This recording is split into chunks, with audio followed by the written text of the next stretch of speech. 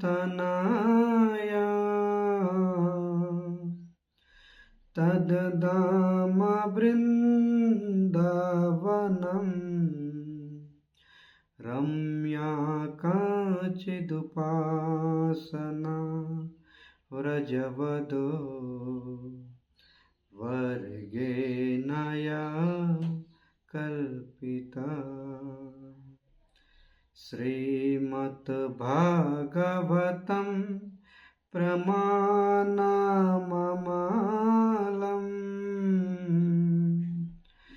प्रेमापुमार्दो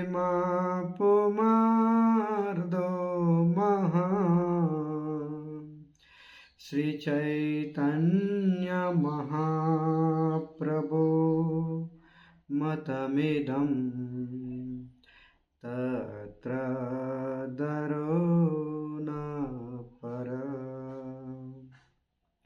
तत्रदरो न परा। वंशी विभूषितकरा नवनीरदाभा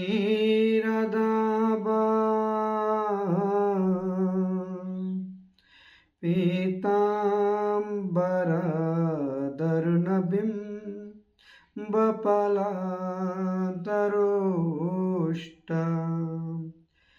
पूर्णेन्दुसुन्दरमुखा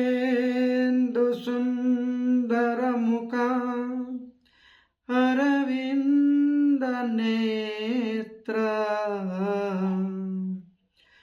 कृष्णात् परं किमपि तत्त्वहं न जाने। योऽन्तः प्रविश्य मम वाचमनं प्रसुप्ता सञ्जीवयस्य किल शक्तिधरा स्वधाम्ना। अन्यं च श्रवणाप्तिगादि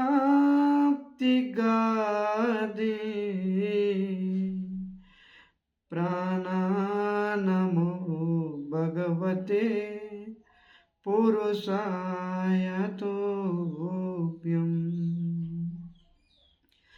ॐ नमो भगवते वासुदेवाय।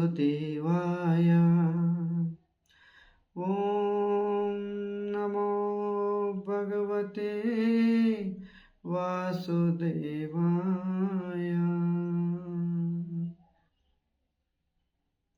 हरे कृष्ण। భక్తులందరికీ నా హృదయపూర్వక ప్రణామాలు. హరే కృష్ణ.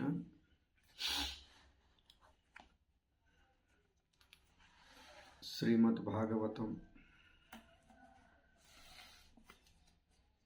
భాగవతం యొక్క మహత్యము పద్మపురాణంలో, స్కాంద పురాణంలో వ్యాసముని చాలా చక్కగా వివరణించారన్నమాట. భాగవతం యొక్క మహత్యం భాగవతంలో లేదన్నమాట. ఎందుకంటే తన గొప్పతనం తను ఎప్పుడూ చెప్పుకోకూడదు. ఎవరైతే తన గొప్పతనం తాను చెప్పుకుంటారో వాళ్ళు మృతదేహంతో సమానం. జీవించి ఉన్నా మరణించి ఉన్న వానితో సమానమని శాస్త్రం చెప్తుంది. వ్యాస యొక్క వచనం అన్నమాట. అందుకనే భాగవతం యొక్క మహత్యము వ్యాసముని భాగవతంలో పెట్టలేదన్నమాట. స్కాంద పురాణంలో, పద్మ పురాణంలో చెప్పడం జరిగింది. పరీక్షిత్ మహారాజు శాపం దొరికింది. శాపం దొరికిన తర్వాత సుఖదేవ్ గోస్వామి ద్వారా ఆయన దగ్గర కూర్చొని భాగవతం 7 రోజులు విన్నాడు. వినిన తర్వాత భగవద్ధామానికి వెళ్ళిపోయాడు, గోలోక బృందావనానికి. ఈ విషయం చతుర్ముఖ బ్రహ్మకి తెలిసిందనమాట. ఆయన ఆశ్చర్యపడిపోయాడు అనమాట. అరే, 7 రోజులు భాగవతం వినడంతో భగవద్ధామానికి వెళ్ళిపోయాడు పరీక్షిత్ మహారాజు. ఆయన ఆశ్చర్యానికి గురి అయ్యాడనమాట. చతుర్ముఖ బ్రహ్మ, 4 తలకాయలున్న బ్రహ్మ ఈ బ్రహ్మాండాన్ని అంతా మెయింటైన్ చేస్తున్నాడు అనమాట. డైరెక్ట్గా భగవంతుడి ద్వారా శక్తిని పొంది బ్రహ్మ సృష్టికర్త పరిపాలిస్తున్నాడు. అంటే భౌతికంగా చెప్పుకోవాలంటే ఈ బ్రహ్మాండానికి ఒక పెద్ద ఇంజనీర్ లాంటి వాడు ఆ బ్రహ్మ.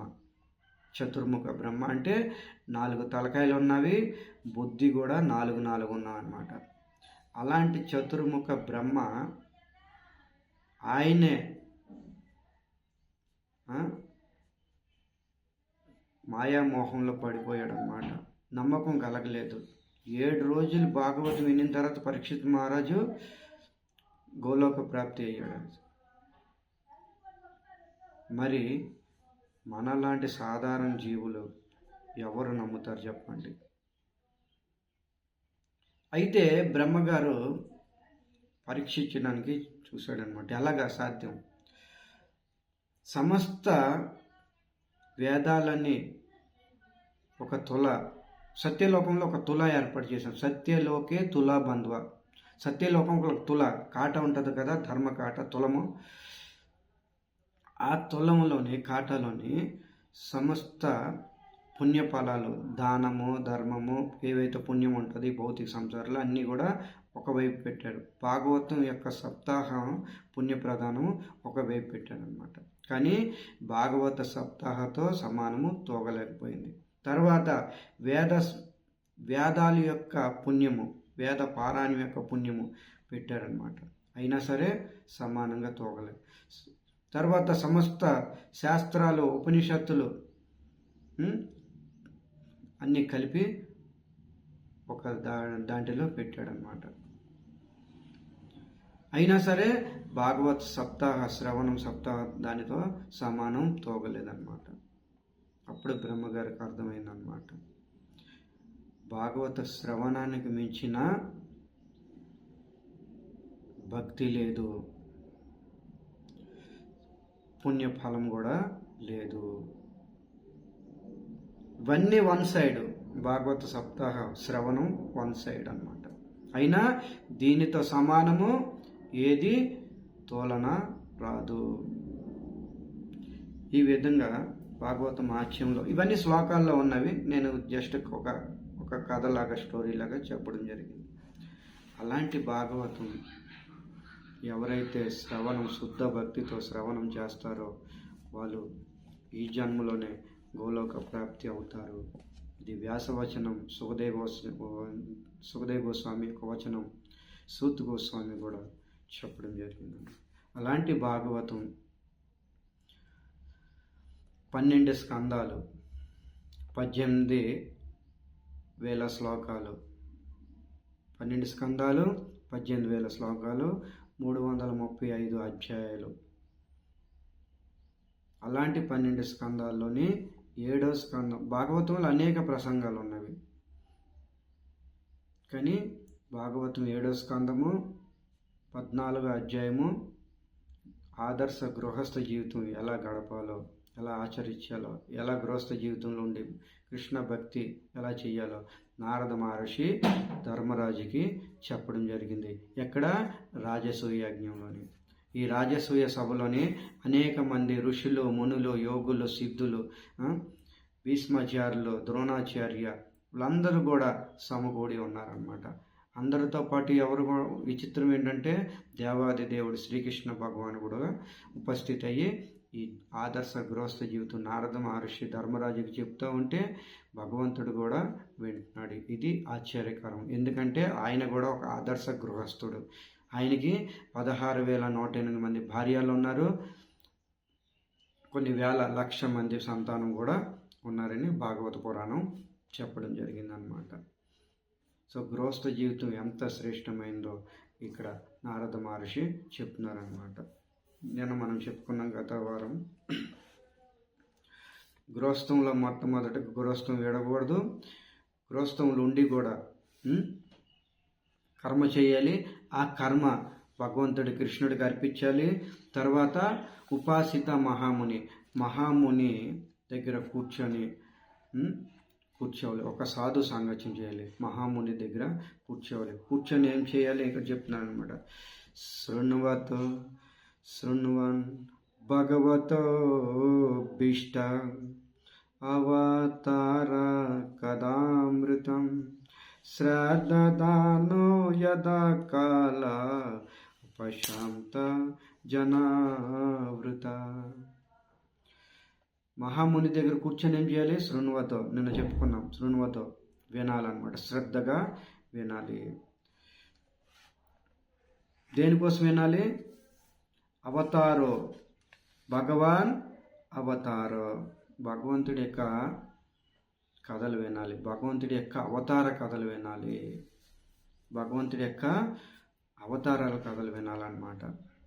మహాముని సాంగత్యంలో కూర్చొని, ఒక ముని లేదంటే గురువర్యుల యొక్క సాంగత్యంలో కూర్చొని భగవంతుడి యొక్క దివ్య అవతారాలు, ఆయన రూప లీల గుణ, ఆ యొక్క అవతారాలు అన్నీ కూడా మనం వినడానికి ప్రయత్నం చేయాలి. అది కూడా ఎలాగా? శ్రద్ధతో వినాలి. భగవంతుడు అనేక అవతారాలు, అసంఖ్య అవతారాలు నారద మహర్షి చెప్తున్నాడు అనమాట. సముద్రంలో ఇసుక రేణువులు ఎలాగైతే లెక్క పెట్టలేమో, అలాగే భగవంతుడి యొక్క అవతారాలు లెక్క పెట్టలేము. అనేక అవతారాలు, గుణ అవతారాలు, లీలా అవతారాలు, శక్తి అవతారాలు, అనేక అవతారాలు అన్నమాట. కానీ ముఖ్యంగా భాగవతంలో 24 అవతారాల కోసము చెప్పడం జరిగిందనమాట. ఆ అవతారాలు రోజు ఎవరైతే సంధ్యాకాలంలో స్మరణ చేస్తారో వాళ్ళు అన్ని తాపాల నుంచి, అన్ని దుఃఖాల నుంచి ముక్తులైపోతారు అని భాగవతం ప్రథమ స్కందంలోనే వ్యాసముని చాలా చక్కగా ఉభయ సంధ్యాకాలంలోని, ఉభయ అంటే సంధ్యాకాలం, ఉదయము సాయంత్రము 2 సమయంలోని కూడా చాలా చక్కగా శ్రవణం చేస్తే వాళ్ళు సమస్త దోషాల నుంచి, సమస్త తాపత్రయాల నుంచి ముక్తి అవుతారు. ఈ విధంగా చెప్పడం జరిగింది. సో భగవంతుడి యొక్క అవతారాలు ఇక్కడ చెప్పడం జరిగింది అనమాట. భగవంతుడి ముఖ్య అవతారాలు 24. మొదటి అవతారం సనత్ కుమారులు, చతుర్స్ కుమారులు ఉన్నారు కదా, సనత్ కుమారులుగా. తర్వాత 2వ అవతారం శూకర అవతారం అన్నమాట.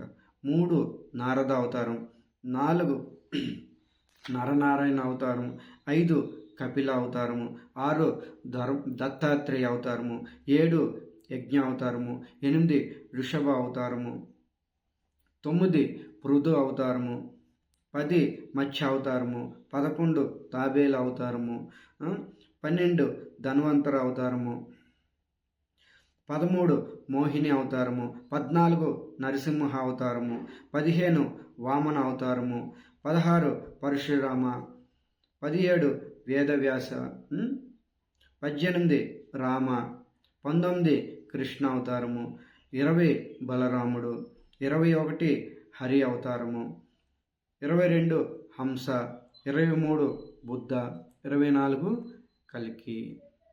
ఈ 24 అవతారము ఇంకా జరగలేదు, రాబోయే రోజుల్లో జరుగుతుంది. కలియుగం 4,32,000 సంవత్సరాలు, ఇంకా 500 సంవత్సరాల బ్యాలెన్స్ ఉంది అనే సమయానికి ఈ కలికి అవతరిస్తాడనమాట. ఇవన్నీ, ఈ అవతారాలన్నీ కొన్ని వందల కోట్ల సంవత్సరాలే లిఖిబద్ధకం చేశారనమాట వ్యాసముని. భగవంతుడు ఎక్కడెక్కడ ఏ విధంగా ఏ తల్లి గర్భంలో ఆవిర్భవిస్తాడో, జన్మ తీసుకుంటాడని కూడా రాయడం జరిగిందనమాట.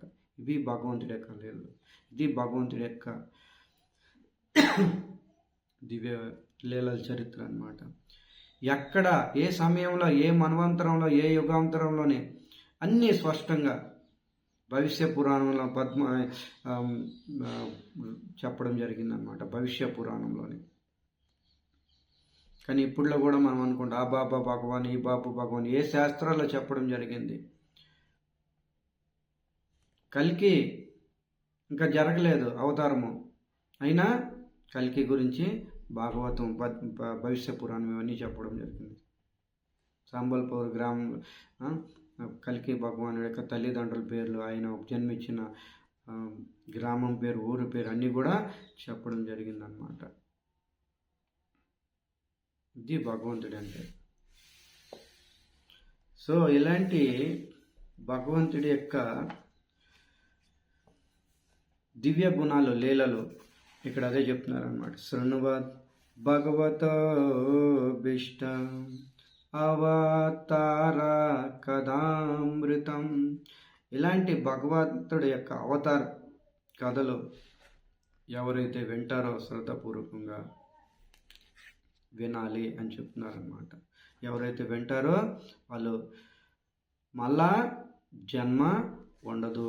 ఎవరైతే ఈ భగవంతుడి కథలో జన్మ కర్మ, భగవంతుడి యొక్క జన్మ కర్మ కథ అంటే ఆయన యొక్క లీలల కర్మ అంటే లీలలు అన్నమాట.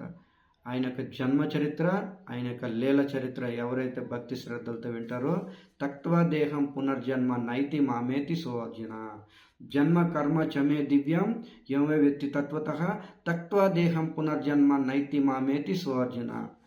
నా యొక్క జన్మ కర్మ ఎవరైతే శ్రద్ధాభక్తితో వింటారో, వినిన తర్వాత ఎరుగుతారో వాళ్ళకి వాళ్ళ శరీరం విడిచిపెట్టిన తర్వాత తక్త్వా దేహం పునర్జన్మ ఉండదు, వాళ్ళకి పునర్జన్మ ఉండదు.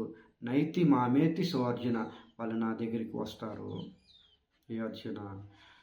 ఈ విధంగా భగవంతుడి యొక్క అవతారాల గుణాలు, లేక లీల స్మరణ, ఉపాసిత మహాముని, ఒక మహాముని యొక్క సాంగత్యంలో కూర్చొని ఇవన్నీ కూడా భగవంతుడి యొక్క దివ్య చరిత్రలు, ఆయన యొక్క జన్మ రహస్యము, ఆయన యొక్క కర్మ రహస్యము అన్నీ కూడా భక్తి శ్రద్ధలతో శ్రవణం చేయాలి ఇక్కడ చెప్పడం జరిగిందనమాట.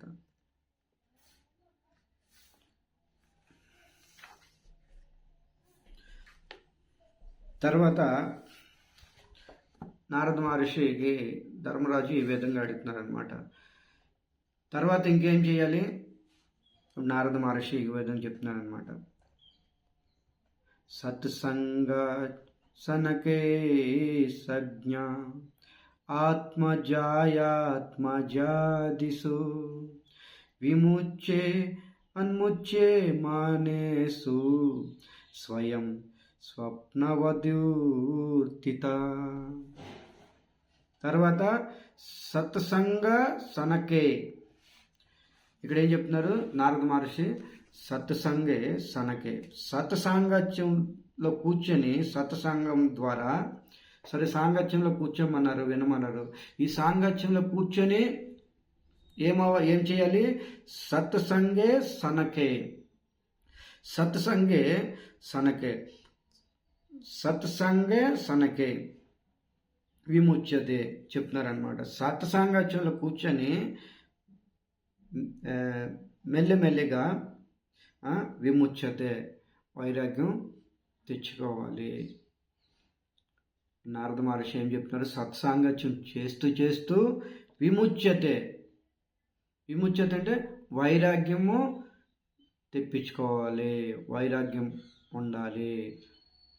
ఈరోజు మనకు వైరాగ్యం లేదు, కానీ సాంగత్యం చేస్తూ చేస్తూ వైరాగ్యం రావాలి.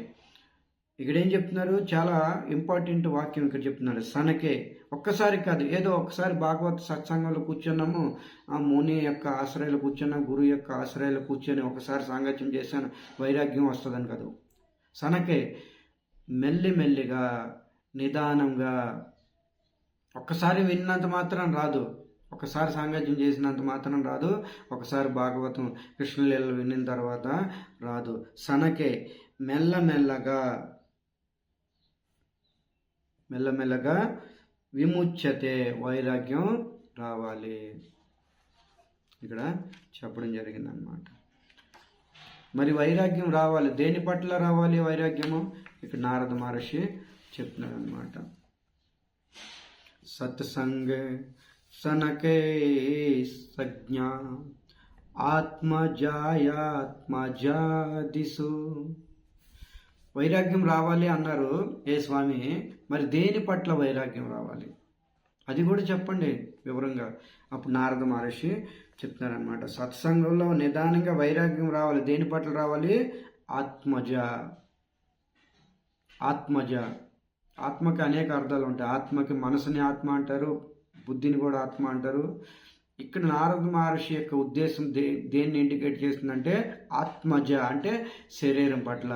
ఈ శరీరం పట్ల ఆసక్తి ఉండాలి. ఇదే జీవుడికి మొట్టమొదటి ఆకర్షణ దేహము. ఇదే పెద్ద ఆకర్షణ అన్నమాట. మనందరికీ పెద్ద ఆకర్షణ, ఈ ఆకర్షణలో బంధింపజేస్తుంది ఈ శరీరమే. ఈ శరీరం అనే ఆకర్షణ నుంచి బయటికి రావాలి. ప్రతి ఒక్కరు కూడా ఆకర్షణ ఈ శరీరం పట్ల. తెల్లవారు లేస్తాం, దీన్ని ఎంత అలంకరణ చేస్తాం చూడండి, ఎంత గారాబం చేస్తాం ఈ శరీరాన్ని. చక్కగా స్నానం చేపిస్తాము, డైనింగ్ టేబుల్ మీద కూర్చోబెడతాము, భోజనం తినిపిస్తాము. ఓకే, ఇవన్నీ ఉండాలి, కరెక్టే, మంచిదే. శరీర పోషణ కూడా ఉండాలి. కానీ ఇక నారద మహర్షి యొక్క ఉద్దేశం ఏంటి? శరీరాన్ని వదలమని కాదు, విడిచిపెట్టమని కాదు, శరీరం మీద ఉన్న ఆకర్షణ మాత్రమే వదలాలి.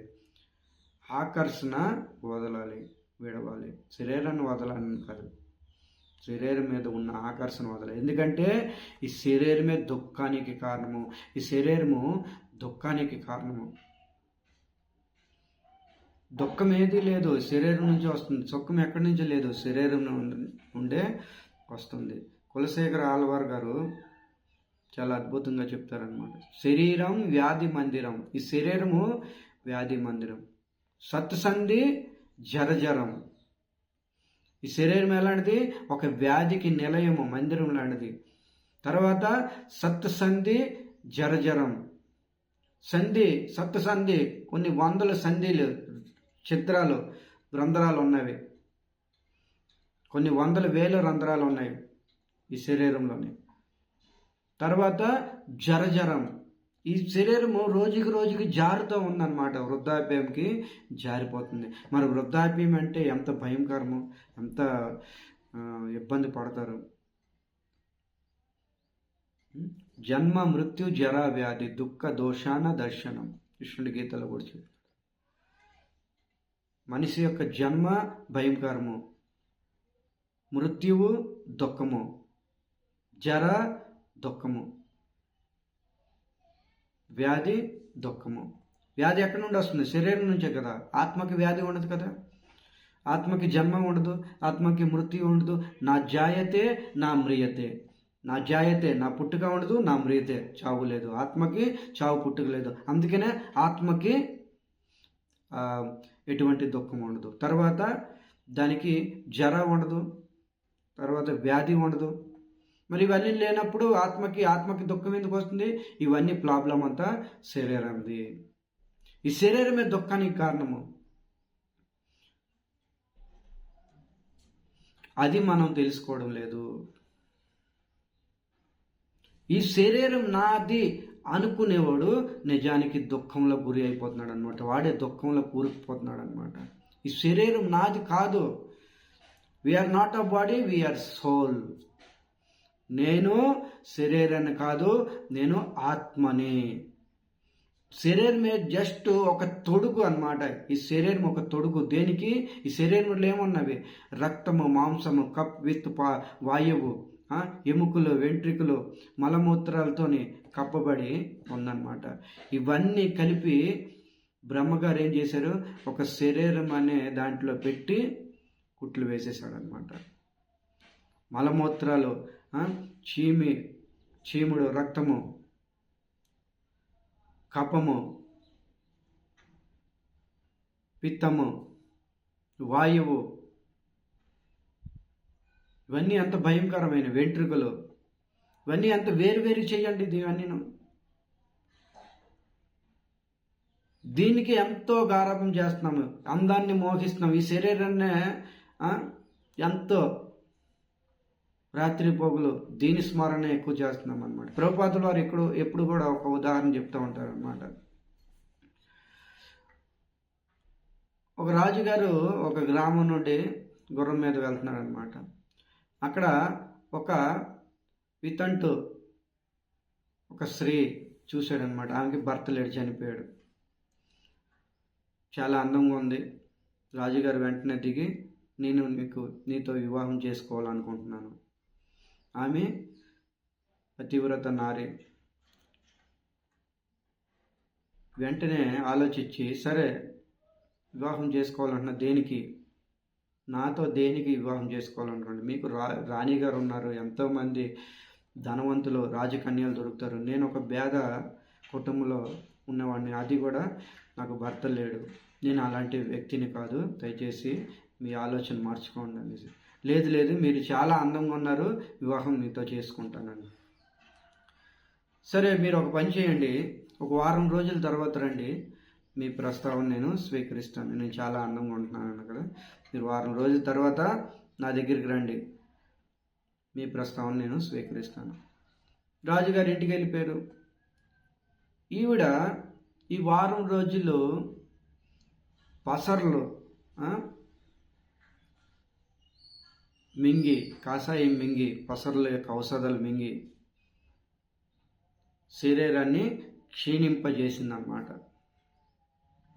పసర్లు వామిట్స్ అయ్యేవి, విరోచనాలు అయ్యేవి. ఇవన్నీ పదార్థాలు 2-3 కుండల్లో వేసిందన్నమాట. మలమూత్రాలు ఒక కుండలోని, చీముడు ఒక కుండంలోని, వామిట్స్ ఒక కుండలోని పాత్రలో నింపిందన్నమాట. తన వెంట్రుకలు ఒక కుండలోని, ఈ విధంగా 3-4 కుండల్లో పాత్రలో నింపడం జరిగిందన్నమాట. ఈ లోపు రాజుగారు వారం రోజుల తర్వాత వచ్చారనమాట. గుమ్మం దగ్గర ఆవిడ ఉందన్నమాట. మాతాజీ, వారం రోజుల కింద నేను ఒక స్త్రీని చూశాను, ఆవిడని వివాహం చేసుకోవాలనుకుంటున్నాను, దయచేసి ఆవిడని పిలవండి నేను. అప్పుడు ఈవిడ అందనమాట, ఆవిడ నేనే మీరు ఎవరినైతే వివాహం చేసుకోవాలనుకున్నారో ఆవిడ్ని నేనే. వారం రోజుల కింద మీరు ఎంతో అందంగా ఉన్నారు, ఇప్పుడేంటి మీరు కురూపిగా మారారు? దానికి రహస్యం చూస్తారా? రండి అని లోపలికి తీసుకొని వెళ్ళి చూపించింది అన్నమాట. ఇదిగోండి నా యొక్క అందము. ఏ అందాన్ని అయితే మీరు చూసి మోహింపబడ్డారో, మోహితులైపోయారో, నన్ను వివాహం చేసుకోవాలనుకుంటున్నారో, ఆ అందాన్ని నేను ఒక పాత్రలోని పెట్టాను. కప్పపిత్త వాయువు, మలమూత్రాలు, వెంట్రుకలు, రక్తము, ఇవన్నీ కూడా ఒక పాత్రలో నింపిందన్నమాట. చూడండి, ఇదిగోండి నా అందము. ఈ అందం దేని మీద? ఇదంతా మన ఒక అజ్ఞానం అన్నమాట. ఈ శరీరం దేని మీద ఆధారపడింది? ఇవన్నీ మనం తెలుసుకోవాలి. దేంతో తయారైంది శరీరము? ఈ రక్త మాంసంతోనే మనం ప్రేమిస్తున్నామా? ఈ రూపాన్నే మనం మోహితులమైపోతున్నామా? దీని వెనకతలే మనం పరుగు తీస్తున్నాం అన్నమాట. ఫలానా స్త్రీ అందంగా ఉంది, ఆ స్త్రీ వెనకతల. ఫలానా పురుషుడు అందంగా ఉన్నాడు, ఆ పురుషుడు వెనకతల. నిజం తెలుసుకోండి, వాస్తవం తెలుసుకోండి, శాస్త్రం చెప్తుంది అన్నమాట. శరీరములు ఏమీ లేదు, కప్పపిత్తు వాయువు, మలమూత్రాలు, చీము, రక్తము, అనేక వికార పదార్థాలు ఉన్నవన్నమాట. దీన్నే బ్రహ్మగారు ఒక చర్మం అనే సంచిలో నింపి ప్రవేశపెట్టాడనమాట. ఈ శరీరమే దుఃఖం కాదు, నేను శరీరాన్ని. ఎప్పుడైతే నేను శరీరాన్ని కాదు ఆత్మని అంటామో అప్పుడే వాస్తవ స్థితి ఎరిగిన వాడు అవుతాడనమాట. మనం శరీరం కాదు, ఈ శరీరం నశ్వరము, ఈ సంసారము నశ్వరమే, శరీరం నశ్వరమే. ఏదో ఒక రోజు శరీరం అనే గోడ పడిపోతుంది. మరి స్టాండర్డ్గా ఉండేదేంటి? ఆత్మ. మరి ఈ ఆత్మ దేన్ని ప్రేమించాలి? పరమాత్ముడిని. ఇదే నిజమైన ధర్మము, ఇదే నిజమైన సేవ, ఇదే నిజమైన భక్తి, ఇదే నిజమైన ధర్మము. ఆత్మ యొక్క ధర్మం ఏంటి? పరమాత్ముడిని ప్రేమించడం. ఉప్పు యొక్క ధర్మము ఉప్పుగా ఉండడము, తీపి యొక్క ధర్మము తీపిగా ఉండడము. ఆత్మ యొక్క ధర్మము పరమాత్మను ప్రేమించడం. మనమే ఆత్మ పరమాత్మను ప్రేమించడం అనేసి మనం శరీరాన్ని ప్రేమిస్తున్నాము. ఆత్మ దేన్ని ప్రేమిస్తుంది? శరీరాన్ని ప్రేమిస్తుంది. ఈ శరీరము ఇది మన అజ్ఞానము, ఇది మన మూర్ఖత్వమే. ఓకే, అజ్ఞానంలో ఉన్నాం, అందరూ అజ్ఞానంలో ఉన్నాం. పుట్టుకతో అందరూ అజ్ఞానంతోనే ఉంటారు. మరి అజ్ఞానం నశించిపోవాలంటే నారద మహర్షి అదే చెప్తున్నారు అనమాట. మరి అజ్ఞానం ఎలా నశిస్తుంది? ఉపాసిత మహాముని దగ్గర, ఉపాసిత దగ్గర ఉప అంటే నికటం, దగ్గర కూర్చొని, ఎవరి దగ్గర? మహాముని యొక్క దగ్గర కూర్చొని ఈ భగవంతుడి కథలు, భగవంతుడి యొక్క అవతార కథలు, ఆయన లీల కథలు, ఈ ఆత్మ అంటే ఏంటి, పరమాత్మ అంటే ఏంటి, ప్రకృతి అంటే ఏంటి, భగవంతుడికి నాకు సంబంధం ఏంటి, ఆత్మకి పరమాత్ముడికి సంబంధం ఏంటి, నేను ఎక్కడి నుండి వచ్చాను, వచ్చిన తర్వాత నా యొక్క కర్తవ్యం ఏంటి, పోయిన తర్వాత నేను ఎక్కడికి పోతాను, ఈ తత్వజ్ఞానాన్ని గురువుగారు ఉపదేశిస్తారనమాట. తద్విధి ప్రణిపాతేన పరిప్రశ్నైన సేవయ ఉపదేశంతి జ్ఞానం జ్ఞానిన తత్వదర్శిన. అక్కడ గీతలో కూడా అదే చెప్పాడు కృష్ణుడు, ఇక్కడ నారద మహర్షి కూడా అదే చెప్తున్నాడు. తద్విధి ప్రణిపాతేన పరిప్రశ్నైన సేవయ, ప్రశ్నలతోని గురువు గారిని సంతోషపెట్టాలి, మంచి ప్రశ్న వేయాలి. నేను ఎవరిని, ఇక్కడికి ఎందుకు వచ్చాను, భగవంతుడికి నాకు సంబంధం ఏంటి, చనిపోయిన తర్వాత నేను ఎక్కడికి వెళ్తాను, ఈ ప్రకృతి అంటే ఏంటి, ఈ పురుషుడు అంటే ఏంటి, కాలం అంటే ఏంటి, ఇదే. అప్పుడు గురువుగారు ఉపదేశంతి జ్ఞానం ఉపదేశం చేస్తాడనమాట. ఎలాంటి ఉపదేశము? తత్వజ్ఞానాన్ని ఉపదేశిస్తాడు. ఆత్మకి పరమాత్మకి వేరు చేసి దాని యొక్క సంబంధాన్ని స్థాపిస్తాడు, గుర్తు చేపిస్తాడు. అప్పుడు అజ్ఞానం నుంచి మనం బయటపడతాం అన్నమాట. తెలుసుకోవాలి ఇవన్నీ శాస్త్రం ద్వారా. దేనికి ఇవన్నీ శాస్త్రాలు దేనికి ఇచ్చారు? కేవలం చూసుకోవడానికైనా, పేజీలు తిరగేయడానికైనా? దాంట్లో ఉన్న మర్మ రహస్యము తెలుసుకోవడానికి ప్రయత్నం చేయాలి.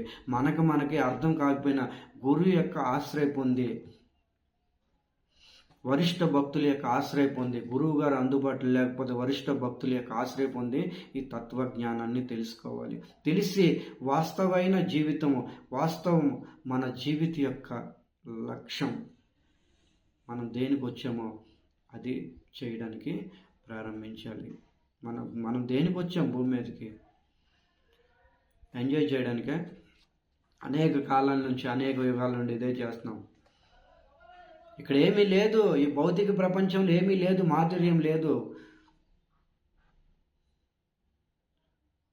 ఈ భౌతిక ప్రపంచంలో ఏమీ మాధుర్యము లేదు. అనేక జన్మల నుంచి ఇదే చేసుకుంటూ వచ్చాం భౌతిక ఇంద్రియ సుఖం కోసం.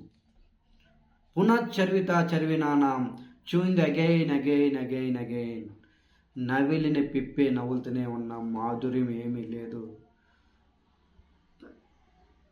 చెరుకుగడ మిషన్లో పెడతాడు, మళ్ళీ వెనక నుంచి తీసుకొచ్చి మళ్ళీ దాన్ని మడత పెట్టి మళ్ళీ మిషన్లో పెడతాడు, మళ్ళీ తీస్తాడు, మళ్ళీ మిషన్లో పెడతాడు, మళ్ళీ తీస్తాడు, మిషన్లో పెడతాడు. ఏముంది? పిప్పు తప్ప వచ్చేసింది, దాంట్లో ఉన్న రసం అంతా వచ్చేసింది, ఏమీ లేదు. చెరుకుగడ కూడా ఏడుస్తూ ఉంటుంది అప్పుడప్పుడు, అరే నన్ను వదిలే, ఇంకేముంది నాలోని, మాధుర్యం ఏమీ లేదు. నవిలిని పిప్పే నవ్వులుతూనే ఉన్నాం, మాధుర్యం ఏమీ లేదు. చూయింది అగైన్. పిప్పి నవ్వులతో ఏమొస్తుంది? ఆ పిప్పిలోనే మనకి రసం ఉందని మన అజ్ఞానం, మన మూర్ఖత్వం అన్నమాట.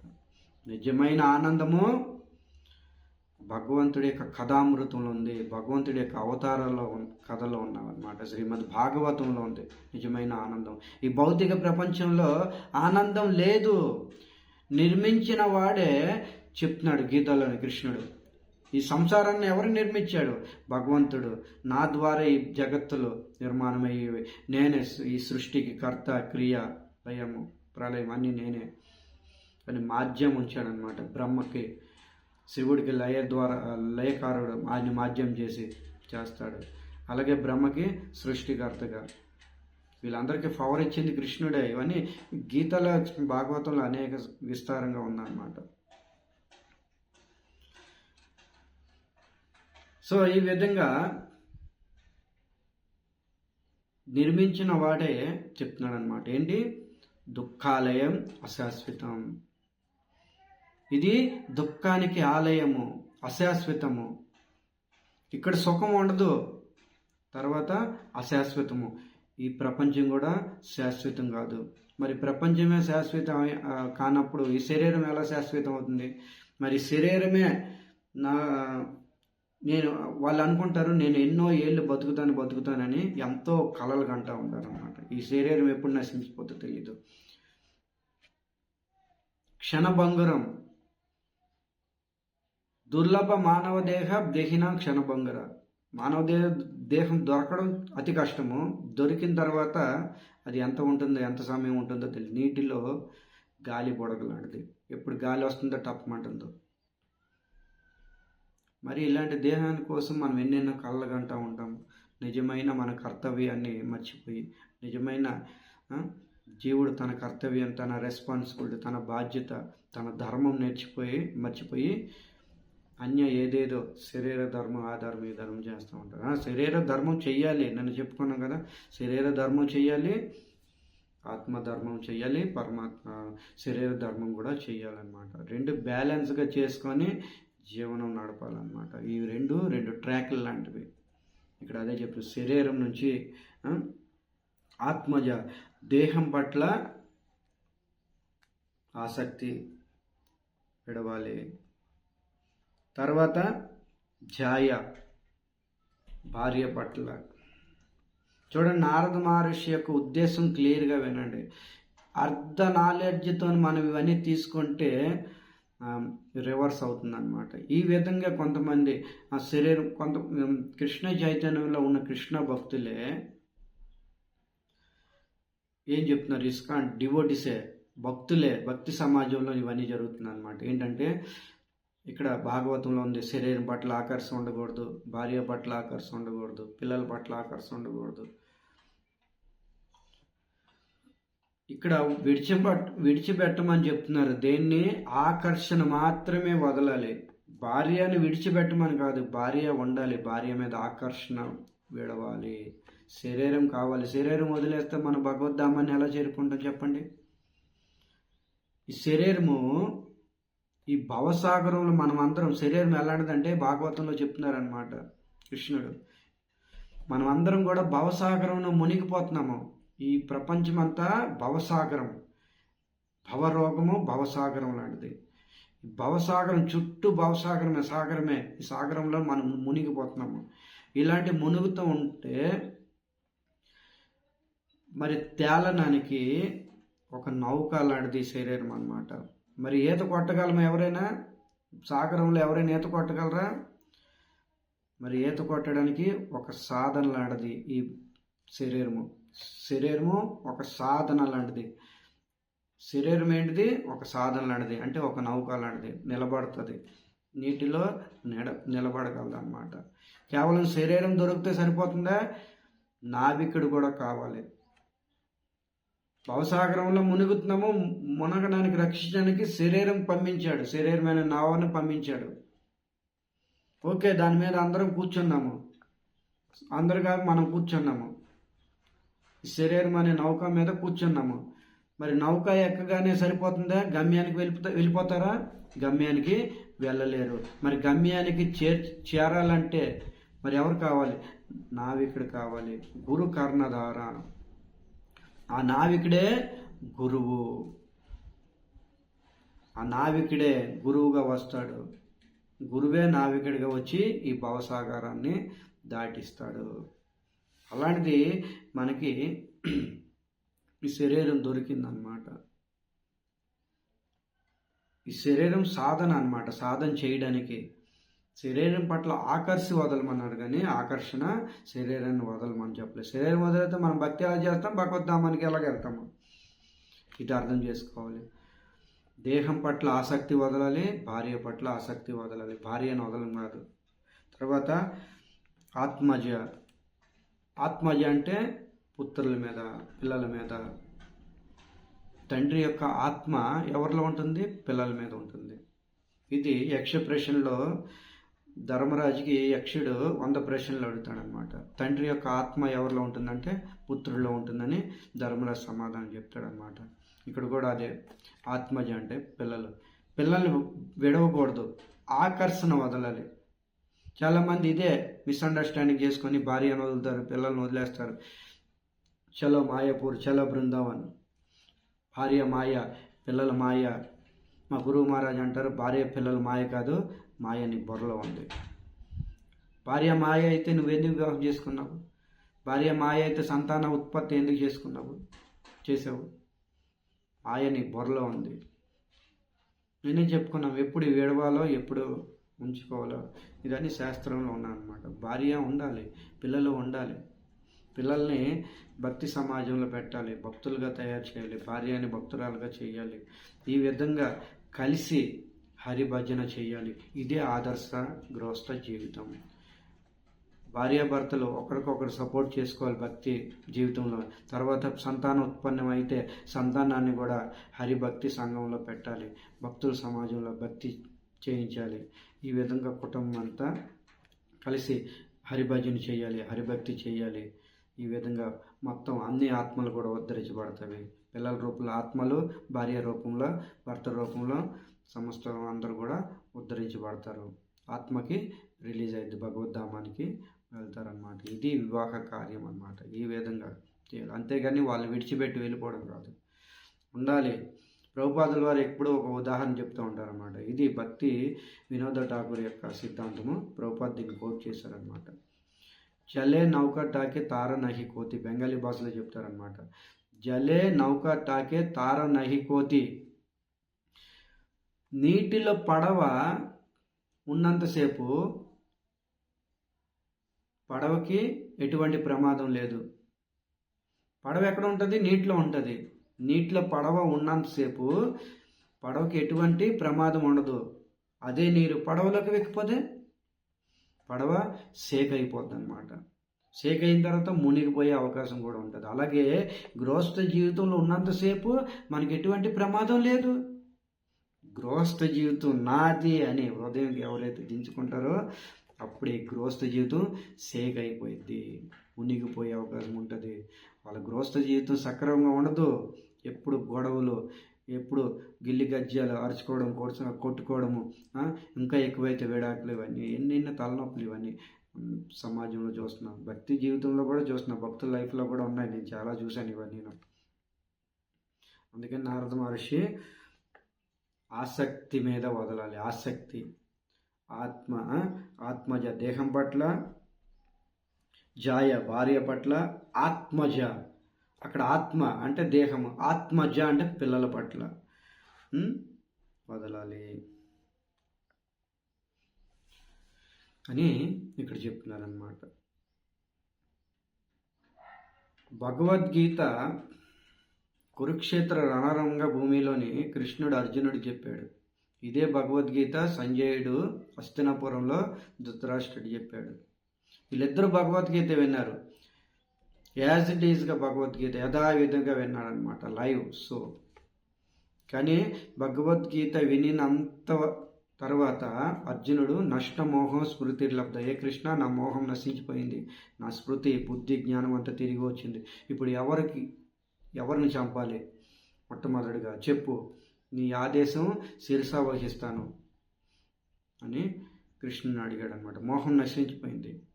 కానీ అదే భగవద్గీత హస్తినాపురంలో సంజయుడి ద్వారా వింటే ధృతరాష్ట్రుడికి మోహం నశించిపోలే, ఇంకా మోహం పెరిగింది. సంజయ, నా పిల్లలు ఏం చేస్తున్నారు?